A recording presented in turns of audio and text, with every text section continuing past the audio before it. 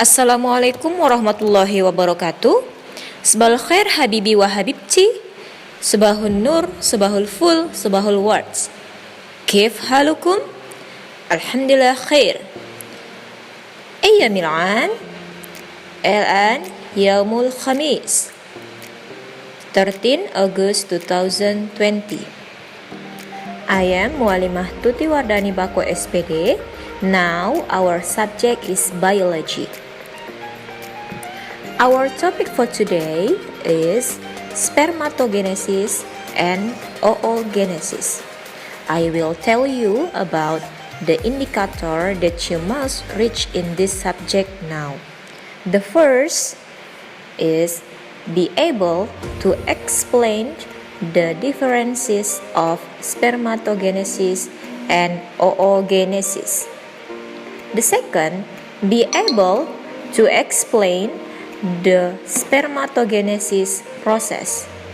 And then the third, be able to explain the oogenesis process.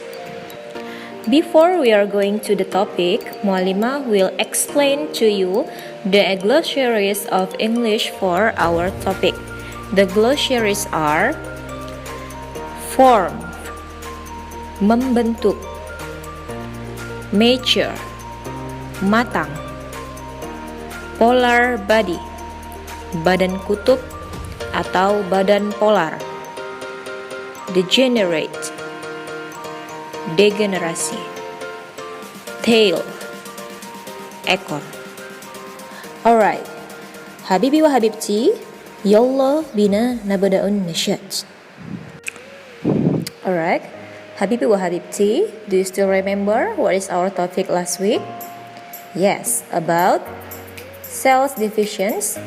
Yes, we can divide two of cell divisions. What is that? Right, mitosis and meiosis. What is the differences of mitosis and meiosis? Do you still remember? Alright, yes. The differences of mitosis and meiosis can be divided from 4 differences. Number 1, based on the number of daughter cells. If mitosis produce 2 daughter cells, if meiosis produce 4 daughter cells. The second, based on the characteristic from the stem cells. If mitosis identical with the stem cells and meiosis not identical or different with stem cells. Number 3, based on the chromosome of daughter cells. If chromosome in mitosis same with stem cells, it is diploid or 2N. If meiosis, the chromosome half from the stem cells, it's haploid or N. Yes, so if mitosis 2N, if meiosis N. And then the last, based on the place of occurrence. Yes, mitosis occur in the body cells, if meiosis occur in the genital cells. Okay, now we will discuss about spermatogenesis and oogenesis. Habibi wa habibti, a sign that the male reproductive system has matured is comes out the semen from the penis. Usually, this semen comes out when boys have wet dreams. Wet dreams usually occur between 10 until 14 years old. Habibi wa habibti, what is that semen? Naam, semen is a mixture of sperm cells with the secreted by the reproductive glands. Do you still remember where the sperm formation process occurs? The process of sperm formation occurs in the testes. Nah, do you know how the sperm formation process in the testes? Let's discuss together. The process of forming sperm is called spermatogenesis. The formation of sperm cells occurs in the seminiferous tubules.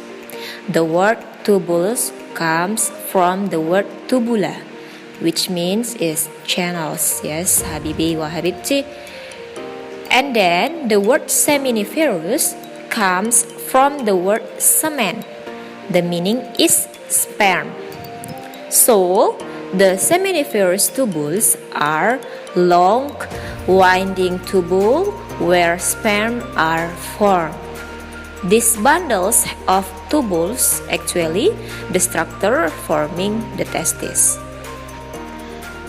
Habibi wa Habibti, the process of sperm formation in this tubule occurs gradually. Sperm comes from primordial cells that do mitosis division several times to form sperm stem cells or spermatogonium, each diploid or to end. Spermatogonium will grow into primary spermatocytes. Primary spermatocytes will divide by meiosis division to produce two secondary spermatocytes. Finally, the secondary spermatocytes divide again by meiosis division to produce four spermatids. Each spermatids do a maturation process into a complete spermatozoa with a tail or differentiates or develops, so the sperm cells or spermatozoa with tails are formed. The sperm cells that are formed are haploid or end. Okay, now Habibi wa Habibti, please look this video and then please attention to this video.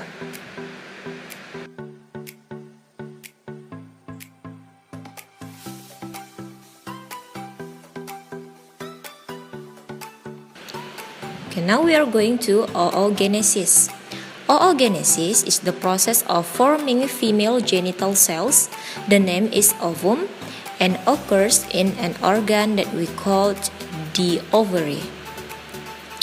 Different with spermatogenesis begins when boys begin puberty, but in oogenesis begins before girls are born. Do you know?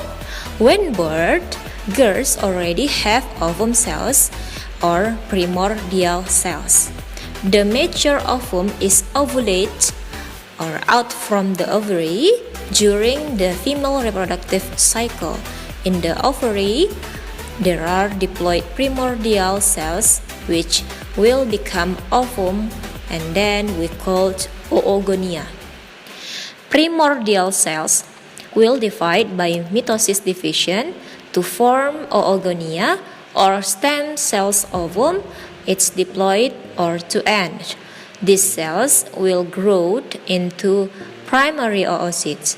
Next, the primary oocyte divides by meiosis into a large secondary oocyte and a small primary polar body. The polar body do degeneration and doesn't follow in the fertilization process.